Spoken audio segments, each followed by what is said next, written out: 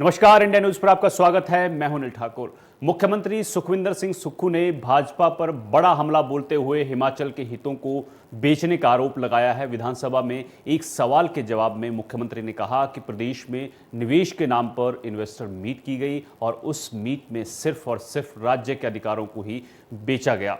पूर्व मुख्यमंत्री जयराम ठाकुर के प्रश्न पर सुक्खू ने कहा कि ऊर्जा नीति को इस तरह से ट्विस्ट किया गया कि राज्य के पास पानी के रूप में मौजूद एकमात्र संसाधन का भी ध्यान नहीं रखा गया। इन्वेस्टमेंट के बहाने कंपनियों को लाभ देने के लिए पावर पॉलिसी को पूरी तरह से मोड़ दिया गया। एक कंपनी को 3 प्रोजेक्ट धौलसिद्ध, लूहरी, सुन्नी में दिए गए और इनमें न सिर्फ 12% रॉयल्टी को 4% तक कम कर दिया गया, बल्कि लोकल एरिया डेवलपमेंट अथॉरिटी यानी लाडा और जीएसटी को भी माफ कर दिया गया। 40 साल के बाद प्रोजेक्ट सरकार को वापस आने के प्रावधान को भी हटा दिया गया। इससे पहले हिमाचल के हित पूरी तरह से असुरक्षित हो गए थे।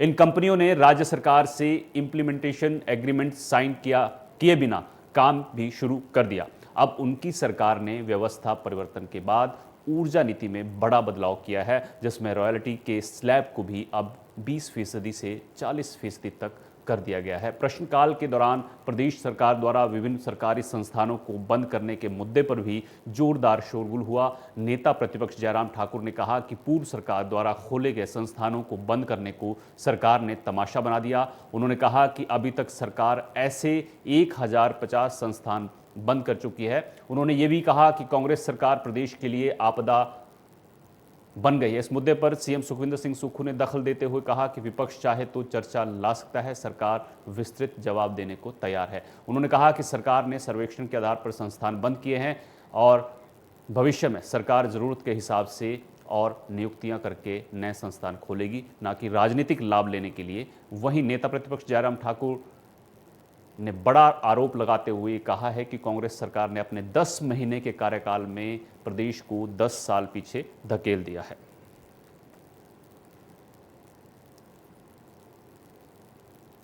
सरकार थी 2012 से 17 तक, और जो भारतीय जनता पार्टी की 2017 से 22 की, उसकी ऊर्जा नीति का अगर अध्ययन करें तो जो इन्वेस्टमेंट मीट के नाम पर धर्मशाला में जो हमारे इन्होंने कार्यक्रम किया, उसमें किस प्रकार के एमओयू साइन किए। ये कहा गया कि पहले 10 साल में हम 4% बिजली लेंगे और अगले 10 से 25 साल में 8% लेंगे, 25 से 40 साल में हम 12% लेंगे। उस आधार पर वो एमओयू साइन किए गए और तकरीबन बड़ा फंक्शन किया गया धर्मशाला में, करोड़ रुपए खर्च करके कि हमारे में 10,000 करोड़ का इन्वेस्टमेंट आ रहा है। 26 करोड़ रुपया उसमें खर्च किया गया। अब देखने तंबू में 26 करोड़ रुपया खर्च किया गया, और क्या किस लिए खर्च किया गया कि हिमाचल को बेच दिया गया। हमारी सरकार बनने के बाद हमने सबसे पहला परिवर्तन किया कि जो हमारी 12% फ्री रॉयल्टी थी पहले 12 साल में, 12 से 30 साल में 18% और 30 से 40 साल में 30% रॉयल्टी हमें मिलनी चाहिए। चुनावों के 6 और 9 महीने पहले थोक में संस्थान खोल दिए, 900 के संस्थान खोल दिए, नोटिफिकेशन कर दी, ना कर्मचारियों की भर्ती की, कहाँ खुलेंगे वहाँ की भर्ती नहीं की, और कहा कि हम दोबारा चुनाव में आएंगे तब देखेंगे। अब हम जो संस्थान खोल रहे हैं उसमें पहले कर्मचारियों की भर्ती कर रहे हैं, और कर्मचारियों की भर्ती करने के बाद जहां नीड बेस्ड होगा वहां संस्थानों को खोला जाएगा। चुनावों के 6 और 9 महीने पहले थोक में संस्थान खोल दिए, 900 के संस्थान खोल दिए, नोटिफिकेशन कर दी, ना कर्मचारियों की भर्ती की, कहाँ खुलेंगे वहाँ की भर्ती नहीं की, और कहा कि हम दोबारा चुनाव में आएंगे तब देखेंगे। अब हम जो संस्थान खोल रहे हैं उसमें पहले कर्मचारियों की भर्ती कर रहे हैं, और कर्मचारियों की भर्ती करने के बाद जहां नीड बेस्ड होगा वहां संस्थानों को खोला जाएगा। अब आपको मैं एक और बात बताना चाहूँ। तो विधानसभा में खूब बवाल मच रहा है कई मुद्दों को लेकर, और चाहे वो ऊर्जा नीति की बात हो या फिर संस्थानों को बंद करने की बात हो, इन दोनों मुद्दों पर बात करेंगे और हमारे साथ जो हैं संजय शर्मा बीजेपी की तरफ से जुड़ चुके हैं, राजीव खिमटा कांग्रेस की तरफ से और बलदेव राज जो है आम आदमी पार्टी की तरफ से। आप सभी का स्वागत है इंडिया न्यूज़ पर। राजीव खिमटा जी, सबसे पहले मैं आपके पास आना चाहूँगा। इन्वेस्टर मीट के बहाने हिमाचल के हकों को और अधिकारों को किसने बेच डाला, ये आरोप आपकी तरफ से, सरकार की तरफ से लगाया जा रहा है। बताइए जरा प्रदेश की जनता को, ये जो हक है हिमाचल के, किसने ये अधिकार छीनने की कोशिश की है। ये सीएम सुक्खू ने विधानसभा में आरोप लगाए हैं और कांग्रेस भी आरोप लगा रही है। अनम्यूट कर लीजिए, आप अनम्यूट कर लीजिए।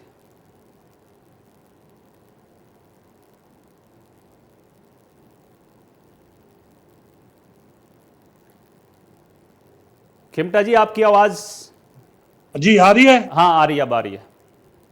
सर, जब भाजपा की सरकार हिमाचल प्रदेश में थी तो इन्होंने एक इन्वेस्टर मीट की थी जो धर्मशाला के अंदर की थी, जिसमें माननीय प्रधानमंत्री भी इन्होंने बुलाए थे और सभी जो काफी सारे जो लोग थे वहां इकट्ठा किया था और तकरीबन हजारों करोड़ रुपया जो उस पर इन्वेस्टर मीट पे खर्च किया था। जबकि इन्होंने कहा था कि इन इन्वेस्टर मीट से तकरीबन हिमाचल प्रदेश को 10,000 जो करोड़ का उसका फायदा होगा, लेकिन धरातल पर कुछ नहीं हुआ। धरातल पर यह हुआ कि आज जैसे माननीय मुख्यमंत्री ने बिजली नीति को लेकर आप स्पष्ट किया सदन में कि इन्होंने किस तरह से भेज दिया।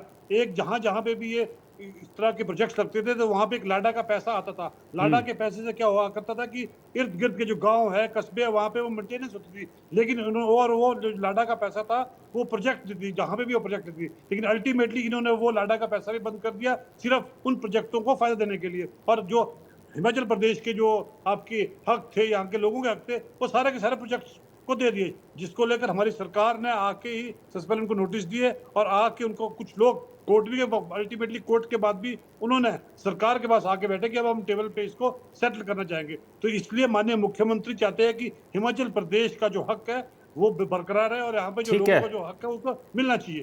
तो यही कारण था कि इन्होंने जब इन्वेस्टर्स मीट की धर्मशाला के अंदर, तो समझ सकते हैं कि काफी तामझाम हुआ, लेकिन अल्टीमेटली धरातल पर कुछ भी नहीं हुआ। अगर आज भी आप देखें इन्वेस्टर मीट के बावजूद आज एक भी प्रोजेक्ट उस इन्वेस्टर मीट से हिमाचल प्रदेश में कहीं पर भी नहीं लगा हुआ। इतना नहीं, जयराम जी की कोई ड्रीम प्रोजेक्ट था कि मैं मंडी में एयरपोर्ट बनाऊंगा, वो तक नहीं लगा। तो आप समझ सकते हैं कि ये करने में फर्क थे। सिर्फ एक माननीय प्रधानमंत्री जी को उन्होंने एक जिसको बोलते हैं एक शो ऑफ दिखाना था, वो शो ऑफ दिखाया, लेकिन और जिसमें कि हजारों करोड़ रुपया जो है खर्च किया गया। ठीक है, संजय शर्मा जी से जवाब ले लेते हैं। संजय शर्मा जी, आपने सुनी, राजीव खिमटा की बात भी सुनी और इन्वेस्टर मीट के नाम पर हिमाचल के अधिकारों को मारा गया है, ये सीएम ने कहा है, ये कांग्रेस आरोप लगा रही है। क्या जवाब है आपका इसके पास?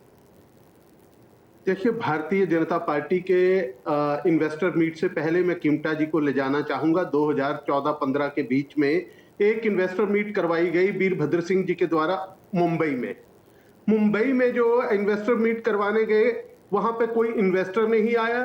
बद्दी से जिनके उद्योग स्थापित हैं, जिनके उद्योग पहले से ही हिमाचल में लगे हुए हैं, उनको चंडीगढ़ से हवाई जहाज में भरा जाता है।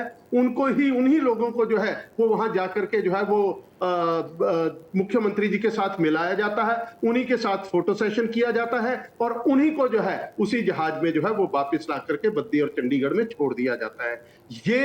ये थी कांग्रेस की इन्वेस्टर मीट और ये थी उनकी उद्योग नीति। आज अगर बद्दी के अंदर उद्योग बसा है, वो किसकी देन है? अगर बद्दी को, हिमाचल प्रदेश को स्पेशल इंडस्ट्रियल पैकेज जो दिया था, वो किसने दिया था, किसके समय में हुआ था? और उस पैकेज को जो है उसकी अवधि जो है वो टैक्स रिलैक्सेशन की अवधि जो है वो कम कर दी गई, वो किसके समय में हुई? उस समय केंद्र के अंदर किसकी सरकार थी? ये हमें सिखाने की कोशिश ना करें। अगर जयराम ठाकुर जी ने उस समय प्रयास किया, उसके तुरंत बाद जो है वो कोरोना प्रदेश के अंदर आ गया और कोरोना के चलते जो है वो लगभग 2-2.25 साल कोई भी उद्योगपति आने के लिए तैयार नहीं था। लेकिन फिर भी ये हमारी जो है, जब पहली ब्रेकिंग सेरेमनी शिमला के अंदर हुई तो उस समय जो है वो 5,000 करोड़ रुपए का निवेश जो है वो उसमें हिमाचल प्रदेश में आया। दूसरी जो है वो इन्वेस्टर मीट, अपना ब्रेकिंग सेरेमनी होनी थी लगभग 2,500 करोड़ का जो है वो निवेश उस समय हिमाचल प्रदेश के अंदर आया। ये इनको ये निवेश नहीं लगता है, ये केवल आरोप लगाना जानते हैं। आज अगर हिमाचल प्रदेश के अंदर जो है वो डिवाइस पार्क जो है वो नालागढ़, बद्दी नालागढ़ में आया, वो किसकी देन है? संजय शर्मा जी, ठीक है, जो निवेश पहले आ गया वो तो ठीक है, लेकिन ये बात हो रही है रॉयल्टी कम कर दी गई। सीएम पूछ रहे हैं क्यों किया ऐसा? कोई ऐसी वो नहीं कि ऐसी रॉयल्टी का कोई वो नहीं था। प्रदेश में उद्योगों को स्थापित करने के लिए जो है वो कई तरह के जो है वो प्रावधान देने पड़ते हैं। तभी जो है, क्योंकि हिमाचल जैसे प्रदेश में जहां पे रेल लिंक नहीं है, जहां पे ट्रांसपोर्टेशन का आपको मालूम होगा कि किस तरह से जो है वो ट्रांसपोर्टर्स की यहाँ पे दादागिरी है, उस सारे के चलते जो है वो कहीं ना कहीं कोई ना कोई प्रावधान देने पड़ते हैं। तभी जो है वो बाहर से इन्वेस्टर जो है वो हिमाचल जैसे प्रदेश में जो आकर के जो है वो संजय जी, मैं आऊंगा आपके पास। बलदेव राज जी, क्या पावर पॉलिसी से छेड़छाड़ हुई है क्या? बिल्कुल। देखिए, आपने बिल्कुल सही कहा। जो कांग्रेस के प्रवक्ता जी ने कहा, उन पे तो भाजपा के प्रवक्ता जी ने कोई जवाब नहीं दिया। ये पास्ट में चीजों को ले गए, कब क्या हुआ, कहां हुआ। हम बात कर रहे थे धर्मशाला समिट की, तो इससे एक बात तो जाहिर होती है कि वो धर्मशाला समिट केवल एक दिखावा था और उसके जरिए केवल करोड़ों रुपया हिमाचल प्रदेश का जो है नुकसान किया गया, जनता का टैक्स का पैसा। तो ये जो बात थी मुख्यमंत्री सुखविंदर सिंह सुक्खू जी ने जो उठाई थी वित्तीय प्रबंधन की, इसमें आप इन्वेस्टर में भी देख सकते हो, चाहे आप इनकी रैलियों में भी देख सकते हो। जैसे कि ट्रांसपोर्ट एचआरटीसी की बसों को यूज किया गया, उनके चाहे उसमें तेल डालने की बात हो, चाहे ड्राइवर हो, चाहे कंडक्टर हो, ये सारा पैसा जनता के, हिमाचल प्रदेश की जनता के टैक्स का पैसा दुरुपयोग किया गया। ये जनता भली भांति जानती है। और हिमाचल प्रदेश में जिस तरीके से भ्रष्टाचार हुआ है, ये अभी मुद्दा उठाया था जो आपने बोला भी कि बिल्कुल सही है। जयराम सरकार ने चुनाव से बिल्कुल 6 महीने से और 9 महीने यदि देखें तो सैकड़ों संस्थान खोले और वो केवल चुनावी फायदे के लिए खोले गए थे। उनका वित्तीय बजट कोई भी कहीं पे बनाया नहीं गया था। लेकिन हिमाचल की जनता जो है भोली भाली जनता है, तो इस पे कोई फैक्ट पे जागरूक जनता, यदि आप बोले कि कहीं पे भी घोषणाएं इन्होंने कर दी, इन्होंने अपनी सिलापट्टियां लगा दी, लेकिन वित्तीय बजट का उसमें कोई प्रावधान नहीं था। ये बात बिल्कुल सही है। ठीक है, तो राजीव चिमटा जी के पास मैं आना चाहूंगा। इस इन्वेस्टर मीट की भी गहरीली एक आपकी जांच होनी चाहिए कि किस तरीके से इन्होंने भारतीय जनता पार्टी वालों ने हिमाचल प्रदेश की जनता के टैक्स के पैसे को लूटा है। ठीक है, राजीव खिमटा जी, आम आदमी पार्टी जांच की मांग कर रही है जो धर्मशाला में इन्वेस्टर मीट हुई थी, नंबर 1। नंबर 2, संजय जी कह रहे थे कि ये सही बात है वैसे भी कि किसी निवेशक को लुभाने के लिए उसके लिए कई प्रावधान करने पड़ते हैं। कई तरह के जो चीज़ें हैं, चाहे वो लॉ एंड ऑर्डर की बात हो, चाहे बिजली की बात हो, चाहे कोई भी चीज़ हो, जो निवेशक आना चाहता है वो थोड़ा वहाँ सुविधाएं चाहता है। तो संजय शर्मा जी कह रहे हैं कि हमने कुछ सुविधाएं देने के लिए कुछ प्रावधान किए थे ताकि निवेशक ज़्यादा से ज़्यादा आए, और कोरोना बीच में आ गया था, उस वजह से इस इन्वेस्टर मीट का फ़ायदा जो है प्रदेश को नहीं मिल पाया। देखिए, अगर इन्होंने पहले कहा कि इन्वेस्टर्स को फायदा देना पड़ता है, लेकिन अल्टीमेटली इन्वेस्टर्स को फायदा दिए, लेकिन अल्टीमेटली यहाँ की हिमाचल प्रदेश की जनता का हक मार के नहीं दिया जा सकता। आप अल्टीमेटली इन्वेस्टर्स को भी फायदा दे, लेकिन अल्टीमेटली कहीं ना कहीं आपका हिमाचल प्रदेश की जो जनता, उनका इंटरेस्ट भी आपको रखना पड़ता है। एटलीस्ट कम से कम कल को जो यहाँ के लोग हैं, जिनकी जमीन जाएगी, जिनका पानी जाएगा, एटलीस्ट उनको भी तो कुछ ना कुछ उसमें मिलना चाहिए कि सिर्फ इन्वेस्टर के नाम पर सिर्फ आप सब कुछ ही बेच दोगे। लेकिन अल्टीमेटली इनका काम क्या रहा कि इन्होंने पूरी 5 साल में जो चीज थी वो सिर्फ इन्वेस्टर्स के नाम पर बेचते गए, प्रोजेक्ट्स बेच दिया, सब कुछ बेच दिया। अब मैं कह रहा हूँ कि जो जिस एरिया में प्रोजेक्ट लगता है वहाँ कहीं ना कहीं लोगों को उनका दिक्कत आती है, पानी की दिक्कत आती है, और कहीं जो इकोलॉजिकली थोड़ा इम्बैलेंस होता है। तो उसके लिए एक लाडा का जो एक रखा गया था, जिसमें पैसा दिया था, और जिसमें कि उस इलाके में, उस गांव में, उस पंचायत में जो है उस प्रोजेक्ट से पैसे से वो वहाँ पे आपका सारा कोई रोड्स बननी है, रास्ते बनने हैं, कोई और इस तरह की चीजें बननी है, वो सारा पैसा भी इन्होंने बंद कर दिया अल्टीमेटली। नहीं तो क्या होता था, पूर्व सरकारों में लाडा का पैसा था, उस पैसे को वहां के इलाके में जो है इन्वेस्ट किया जाता था। तो समझ सकते हैं कि आप इन्होंने वो तो बेचा ही बेचा, जो वहां यहाँ के लोगों का इंटरेस्ट भी था वो भी साथ में बेच दिया। तो अल्टीमेटली कहाँ तक सही है कि आप प्रदेश की जनता का इंटरेस्ट ही बेच दो? एटलीस्ट आपने अगर लुभाना था तो एटलीस्ट उनको प्रदेश की जनता का इंटरेस्ट तो आप सेफ रखते, तभी तो मजा आता है। मैं बताऊं, जैसा कि इन्होंने आम आदमी पार्टी के पुत्र जी ने कहा कि इन्होंने यहाँ पे संस्थान खोले। मैं आपको बहुत छोटा सा एग्जांपल देता हूँ। एक संस्थान इन्होंने, एक क्लस्टर यूनिवर्सिटी जयराम जी ने अपने मंडी में खोली। ऑलरेडी वहां पे थी क्लस्टर यूनिवर्सिटी, 4-5 जिले के इकट्ठा करके कर दिया। ना वहां पे इंफ्रास्ट्रक्चर था, ना वहाँ टीचर्स थे, ना वहाँ स्टूडेंट्स को बैठने के लिए एग्जामिनेशन हॉल था। अल्टीमेटली क्या हुआ, अभी 4 दिन पहले वहां रिजल्ट आया, 85% children they failed in their subject. तो समझ सकते हैं कि जहां पर टीचर ना हो, पढ़ाने की व्यवस्था ना हो, बैठने की व्यवस्था ना हो, इस तरह की व्यवस्था इन्होंने प्रदेश में की। यही कारण था कि वहाँ 85% जो लोग बच्चे थे वो ठीक है, फेल हो गए। संजय शर्मा जी से जवाब ले लेते हैं। संजय शर्मा जी, एक और आरोप लगाया है कि राजनीतिक लाभ लेने के लिए प्रदेश में संस्थान खोले गए थे चुनाव से ठीक पहले। बुनियादी ढांचा नहीं था, टीचर नहीं थे, लेकिन फिर भी खोल दिए थे। क्या, हालांकि ये बहस जब से सरकार बनी है तब से चली आ रही है, लेकिन बीजेपी का क्या, जयराम ठाकुर कहते हैं कि जो जनप्रतिनिधि हैं उनकी मांग पर संस्थान खोले थे, लेकिन कांग्रेस सिर्फ और सिर्फ कह रही है कि राजनीतिक लाभ लेने के लिए इन्होंने ये संस्थान खोल दिए थे। राजनीतिक लाभ लेने के लिए संस्थान खोलने की आदत जो है वो कांग्रेस पार्टी की है, भारतीय जनता पार्टी की नहीं है। वीरभद्र सिंह जी ने जो है वो जाते समय 2017 में जाते समय जो है वो प्राइमरी स्कूलों के अंदर जो है वो सरकारी डिग्री कॉलेज चला दिए, घोषणा कर दी कि फला जगह वो स्कूल भी बंद हो गए, वो कॉलेज भी नहीं खुले। उनको उन कॉलेजेस को खोलने का प्रावधान जो है, लेकिन सरकार जो है वो सरकार होती है, पिछली सरकारों के नीतिगत फैसले जो होते हैं उनको आगे बढ़ाने में सहायक हो, ना कि बंद करने के। हमने उन कॉलेजेस को जब आए, वो चाहे कांगड़ा का कॉलेज था, चाहे डाडा सिबा के कोटला का कॉलेज था, चाहे जहां के भी कॉलेज थे, उन कॉलेजेस को जो है वो प्रारूप दे करके उनके लिए फंड्स का प्रावधान करके वहां पे लेक्चरर्स प्रोफेसर्स का प्रावधान करके उनको चलाया, ना कि उनको बंद कर दिया कि ये जातिवार खोल रहे। ये जातिवार प्रोजेक्ट खोलने की जो परिपाटी है ये कांग्रेस की परिपाटी है। मैंने कल भी, कीमता जी एक बहस में थे, मैंने कल भी बताया था कि वीरभद्र सिंह जी तो 30 लाख रुपया दे करके जो है वो मेडिकल कॉलेज, जिसका 300 कम से कम उस समय में 300 करोड़ रुपए से जो है जिसका निर्माण होता है, वो 30 लाख रुपया दे करके जो है वो उसके वो खोल करके चले गए। लेकिन भारतीय जनता पार्टी ने उसको बंद नहीं किया, उसको चलाया। और क्या विधायकों का अधिकार नहीं है कि वो अपने क्षेत्र में संस्थान खुलाएं? क्या आखिरी वर्ष में लिखा है कि कहीं संस्थान नहीं खुलेंगे? जो अधिकारी आज इनको कह रहे हैं कि ये संस्थान खोल के चले गए, उन्हीं अधिकारियों ने हमारे समय में खुलवाए। वही अधिकारी जो है वो आगे जाकर के इनके खोले हुए भी जो है वो बंद करवा के जाएंगे। जो कुछ भी खोला जाता है, चाहे वो कांग्रेस के समय में हो, चाहे वो भारतीय जनता पार्टी के समय में हो, वो विधायक प्राथमिकता के आधार के ऊपर जो है उनकी मांग और उनकी डिमांड जो है वहां पे होती है। और वो कांग्रेस के भी होते हैं। जब सालाना बजट बनता है, जब एनुअल प्लान तैयार किया जाता है, उससे पहले जो है वो सभी विधायकों से, प्रदेश के किसी भी पार्टी का विधायक हो, उसके साथ मुख्यमंत्री और वित्त विभाग और योजना विभाग बन करके बैठ करके योजना बनाते हैं। उसके अनुसार जो है वो आगे का क्रियान्वयन जो है वो उस स्कीम का किया जाता है। तो ऐसा कुछ नहीं है कि ये दूध के धुले हैं। ये जो औषधालय हैं, पशु औषधालयों के अंदर जो है वो आपने प्राइमरी और सेकेंडरी स्कूलों को जो है वो बिठा दिया। ना वो पशु संस्थान चले, औषधालय चले, ना वो संस्थान चलने की स्थिति में थे। उनके लिए जमीन, उनके लिए पैसे का प्रावधान जो है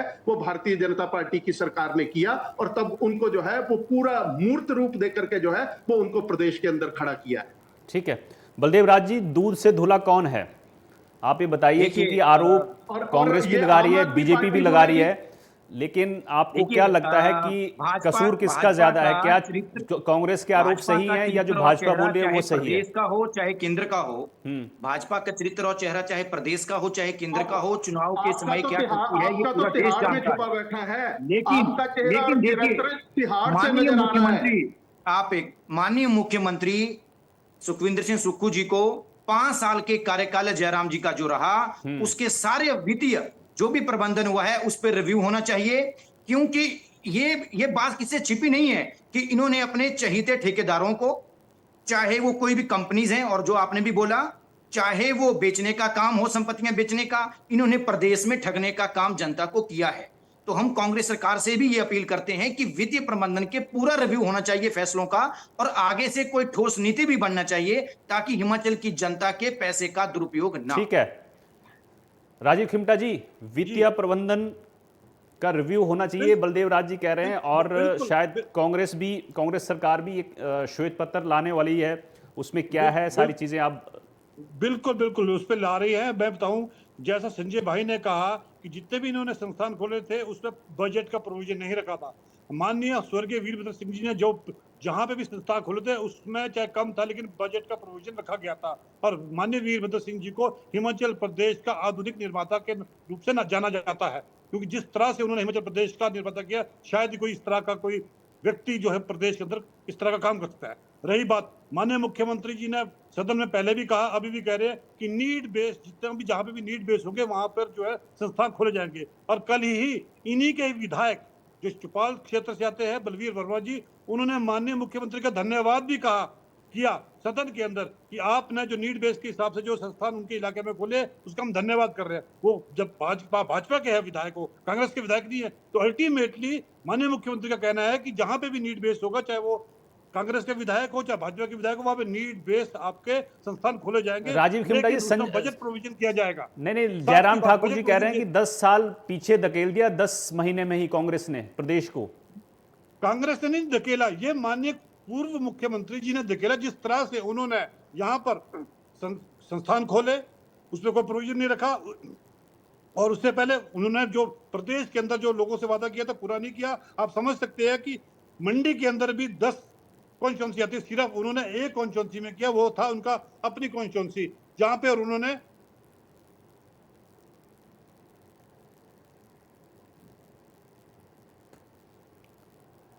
राजीव खिमटा आवाज जी, नहीं आ रही, आवाज नहीं आ रही। चलिए, राजीव खिमटा जी का शायद कनेक्टिविटी में थोड़ी दिक्कत है। संजय शर्मा जी, आप सुन रहे थे, तमाम आरोप आपके ऊपर लग रहे हैं। ठीक है, फिर जुड़ गए हैं राजीव खिमटा जी, जुड़ गए हमारे साथ। खिमटा जी, अपनी बात पूरी करिए आप। तो समझ सकते हैं कि पिछले 5 सालों में इन्होंने प्रदेश की जनता को ठगा है, हर हिसाब से ठगा है। मैं समझ सकते हैं कि जहां के खुद विधायक जहां के उन्होंने अपनी मंडी कहा, वहां पे सिर्फ अपने राज क्षेत्र में इन्होंने विकास किया, ना कि 9 और कॉन्स्टिट्यूंसी में है। बाकी प्रदेश की बात तो छोड़िए आप, तो समझ सकते हैं कि जयराम जी और ऊपर से प्रदेश सरकार ने इतना बड़ा कर्ज लिया कि आज 75,000 करोड़ के कर्ज के नीचे डूबा है हिमाचल प्रदेश। संजय जी, जवाब दीजिए, कर्ज लेने का आरोप भी आपके ऊपर लग रहा है। 75,000 करोड़ से ज्यादा कर्ज हो गया, और सबसे ज्यादा कर्ज जो है वो जयराम सरकार के वक्त लिया गया। कीमटा जी ये बताने की कोशिश करेंगे कि जब 2017 के अंदर कांग्रेस की सरकार जब प्रदेश से गई थी, कितना कर्ज छोड़ करके गए थे? कम से 48,000 करोड़ रुपया का कर्जा आप छोड़ करके जाते हो, और आप भारतीय जनता पार्टी के ऊपर आरोप लगाते हो। आपने आते हर महीने जो है वो आप कर्ज ले रहे हो, हर महीने आप कर्ज ले रहे हो। आप अपनी गारंटियों को पूरा करने के लिए कर्ज ले रहे हो, आप ओपीएस के लिए कर्ज ले रहे हो, और आप जो है वो भारतीय जनता पार्टी के ऊपर आरोप लगाते हैं। क्या इनसे पूछिए कि क्या 48,000 करोड़ रुपए का कर्ज जो है वो वीरभद्र सिंह 2017 के अंदर सरकार का ऊपर नहीं छोड़ करके गए?